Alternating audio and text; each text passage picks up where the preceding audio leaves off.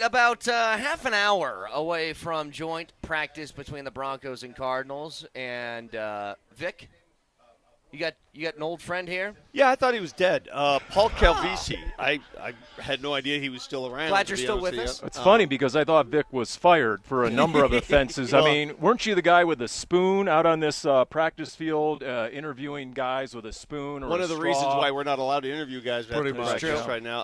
A guy shows up with a friggin' mustache after having not seen him for a couple of years. I know. You know, I realize this, though. If you know Vic from Arizona, that means you're super old, and that means he's also super old. You know what I mean? If you guys know each other from back in the day. I used to be a serious journalist. Paul remembers those days where I was sort of a Brokaw-esque type of sportscaster. Did they call him the Brokaw of Phoenix, Paul? Is that You what they mean did? the serious journalist who would be 10 to 12 minutes late to his own radio show? You mean that serious journalist? That hasn't changed much, has it? No, that hasn't. No, I mean, it's pretty much the same. And people have to understand, when we say he's late to his own show, it wasn't just like he's walking in during the intro or maybe I'm welcoming people. Like, he's calling in the first segment like he's one of the fans, calling into the show.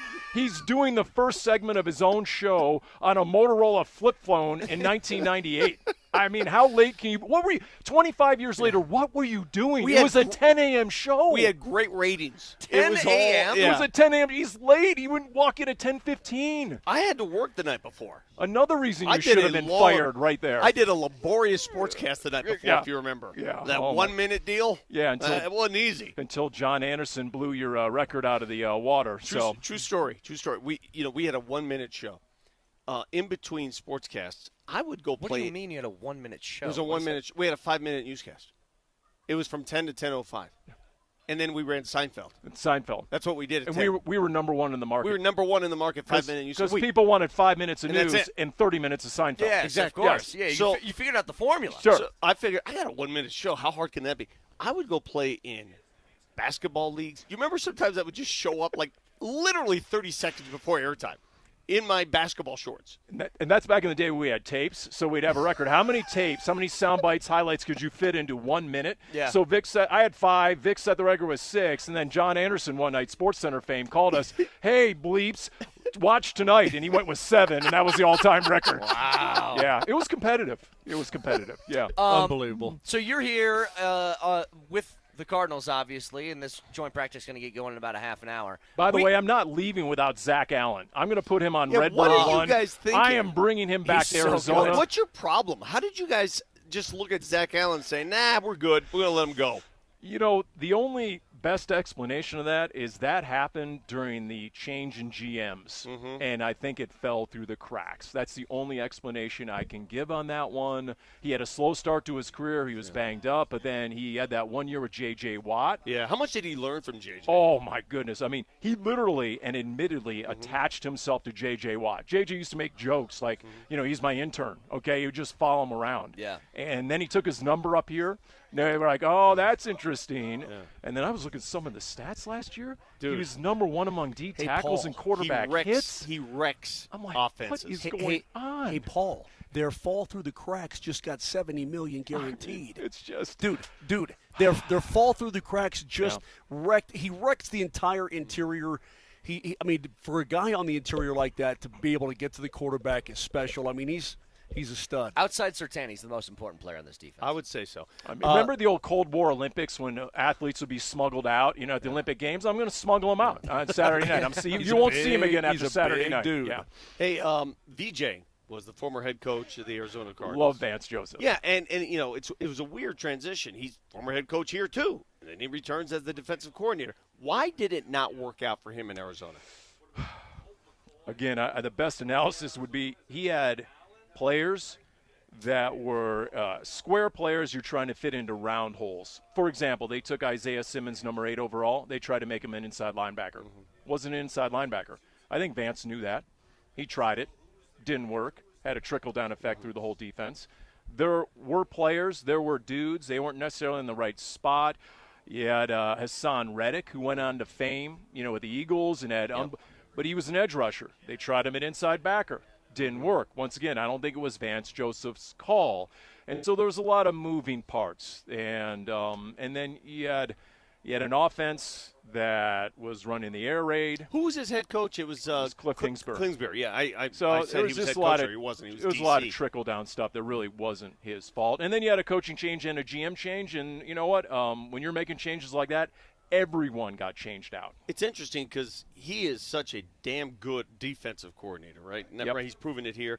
Kingsbury's a great offensive coordinator. Very Look good. what he's done Yep. in Washington. And, Cliff has since made the point that if he had to do it over again, he would be a different head coach. He would come in with more authority right off the top. As someone coming from the college game to the NFL, maybe he gave the players a little too much leeway, and maybe there need to be a little more accountability. I think if Cliff ever gets another shot at a head coaching gig, he'll be much different and much better as a head coach. I still remember that picture. I think it was the COVID draft where he's in. I think it's his house, right? Yeah, no And socks. he's got the No loafers socks. on, Oh, feet yeah. kicked Yeah, up. I was out. Oh, yeah. We were just talking about this earlier. What is Kyler Murray?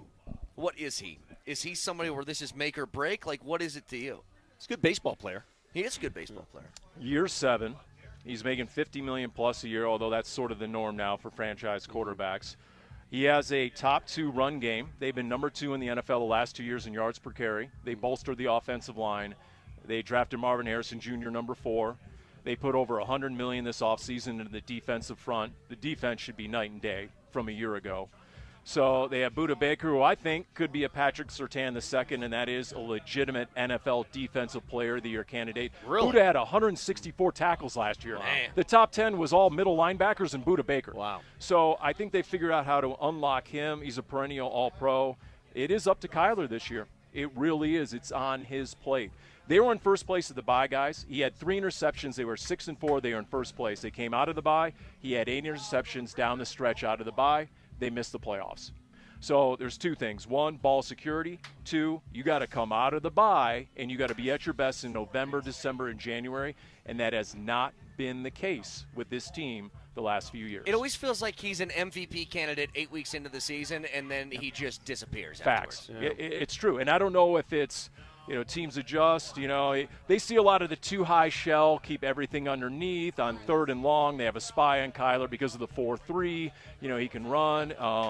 I do think he's going to run it more this year. He's talked about watching the AFC playoffs last year and seeing what a threat Josh Allen and Lamar Jackson were with their legs. And if you go back to 2020, he had over 800 rushing yards and 11 rushing touchdowns, 11. Yeah. So I think they get back to that, where he's more of a dual threat, especially in the red zone, because that's what keeps defensive coordinators up at night. In the red zone, we got to account for the dude who might be the fastest guy in the field running for the pylon. Right. If you're just tuning in, that voice is Paul Calvisi, who is the team pastor for the Arizona Cardinals. At least give me like the bullpen relief guy with a mustache like this. At least- Absolutely. Hey, remember when we did the Vince Tobin show, former coach? Oh, my Do you know goodness. Vince Tobin, the late great, he passed? You did. He was thinking about becoming a priest. Oh, yeah. Do you remember that? One of his players told me the other day, you know how different the NFL is now? Vince Tobin, who came from Missouri, and they used to run these medieval camps, and so they had 14 straight days in 1998 of two-a-days that Vince Tobin ran. Think of how different that is from today's game. Full pads, It's impossible to even comprehend. 14 straight days. Yeah. And they're banging each other, and their guys are going to the ground. I mean, it was heavy duty back in the day. Yeah. Hey, real quick though, we were talking about Kyler earlier, and I didn't watch the preseason game against Kansas City, but I saw the highlights, and I just saw him scramble to his left a little bit, eyes downfield, looking good, and he just throws an absolute dime to Kansas City, and I'm like, I don't know if there's a Cardinal anywhere. There was one a little bit deeper, maybe by the goal line, being covered, and I'm like, golly. I root for the guy, though. I mean, how can you not root for a guy who's a smallish guy, but all kinds of talent, you know what I mean? And the Cardinals are one of those teams where I don't think, Paul, that anybody has any problem with them. Like, we got problems with a lot of teams in this league, and I'm sure that the Niners and the Rams have problems with each other, but they're one of those teams where nobody really seems to dislike the Cardinals at all. Is that a good thing or a bad I thing? don't- That just means they're not a threat. I don't know. I mean, they're you're an 8-9, 9-8 team, right? And so nobody. Yep. It's like they can bite you in the butt, but also they're your buddies. So first, the interception, Kyler called it a bad ball. It was a bad ball. He went 7 of 8, but the one interception, it was striking. Where was he going? I think he tried to aim the ball. Look, for everything they've done in practice, and they've run a lot more physicality by design. Jonathan Gannon's called it more friction. He wants that. They've had a lot more padded practices. The quarterback's never live. So in a preseason game, when you know you can get blowed up at any moment, I don't know. Was he sensing pressure from the backside? I'm not exactly sure. Hopefully he got that out of his system early. They have Jacoby Brissett, who's the backup quarterback. And I'm not coming on here with a hot take, but he's a 10-year vet who started more than 50 games. And you know what? He has the lowest interception rate of any quarterback in NFL history. Wow. Historically low. So if they decide, you know what, we want to go with a quarterback who's just going to manage the game, and we have James Conner and Trey Benson, who I think is going to have a breakout year, and we got a defense that can ball, I don't know. They want to play a really physical style, not unlike the Detroit Lions. Lions came through last year, and the coaches said, you know, we see a lot of ourselves our first 2 years in this Cardinals film. Yeah. So if nothing else, I think it's going to be a physical joint practice. I have 2 remaining questions. As badly as you want to take Zack Allen back home with you, there's a player on your team who I was begging the Broncos to draft. 85. And that's Trey McBride. Oh, yeah. What a stud. He literally, if you saw the highlights last year, you saw how many hurdles he had, right? And he went viral for the hurdles. Yeah. He's like someone who's trying to quit smoking. Like, when he talks about it, he's like, I can't do that anymore. Can't do that. I got to be better than that. But it's miraculous, the athleticism. The moment he showed up, we're like, oh, my goodness, look at how easily he catches the ball. He's just an unbelievable athlete. Like he said, records at Fort Morgan High School in baseball and basketball. And so he's – arguably has the best hand-eye coordination of anyone out on the field. Ridiculous athlete. And a good guy. Oh, and he was a stud at Colorado State, Paul, but I never thought that and this is my fault, I never thought he could get to this level. I mean, he is elite. And you know what? On game day, as nice a guy he is in game day, and I'm the sideline reporter, he talks trash like you wouldn't believe. Does he really? They've had to separate him from Fred Warner twice a year, every year. Nice. He will beat Fred Warner, and he'll trash talk Fred Warner. And it's something to behold. It really is. They got to separate him. He is like in a totally different zone and mindset on game day. Can you do me a favor, though? Can you tell them he had 111 catches last year for 1,150 yards? Here we go. Get him in the end zone for crying out loud. Oh, my goodness. He's never in the end zone. I think he went 98 catches without a touchdown catch, and I think that set the NFL record, a dubious mark for most catches. Yeah, it was something. But here's what happens. They would double and triple team him in the red zone especially. That's why Marvin Harrison Jr. has to elevate. He has to become that dude. He has to get half the chemistry that Kyler has with Trey McBride. Marvin Harrison Jr. has to develop. And look, Marvin's really aware that the 3 receivers drafted after him last year all ended up in the NFL top 100. He's not. Right. He didn't like his Madden rating.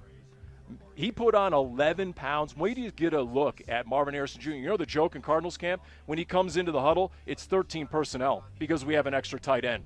That's the joke. Wow. That's how jacked and yoked Marvin Harrison Jr. is. So like me? You look at the before and the after as I ignore that. The lie detector really should go off. You guys really should put a lie detector on this show. The polygraph should go off when Vic makes a comment like that. So we'll see. That to me is the key because Trey McBride had a really mediocre, lackluster rookie year. And then once Zach Ertz got hurt his second year and he got targets and he got playing time, he just exploded. Yep. We'll see if Marvin Harrison Jr. can do the same. Is Gannon playing his starters a quarter to? What's he going to do Saturday? He says it depends on today. How much work they get today, how they feel coming off today. I mean, if we get 8 quarters of Clayton Tune, the third-string quarterback, the next 2 games, I wouldn't be shocked. Last question as we go to break. Is that a new toupee or is that the same one you had? You know what? With a mustache like this, I need a spot in, like, the Rockies bullpen. You know, someone needs to give me one. Or that one looks good on you. The last one didn't fit properly. At least call me Officer Calvisi, okay, with this mustache. He does look like a mad cop. You know what? You honestly, I swear to God, if they plugged you into Reno 911, I would buy it all day and all night. Yeah. And no offense. Broncos security almost arrested me for impersonating an officer when I walked in. Yeah. That's how bad it is. Yeah. This isn't making the final cut, by the way. Jonathan Gannon already said, that's not making the final cut. You can't go into the season with that. You got to shape this. It's not winning behavior. No. Love you, Paul. But it's not a good duster, and no offense. I hope you guys have a Vic clause in your contracts where you get paid a little bit extra for working with this guy. Well, believe me. Shut up, Paul. That's just my. Oh, boy. Thank you. Thanks so much for the time, man. I appreciate it. That's right. We're not friends anymore. Joint practice.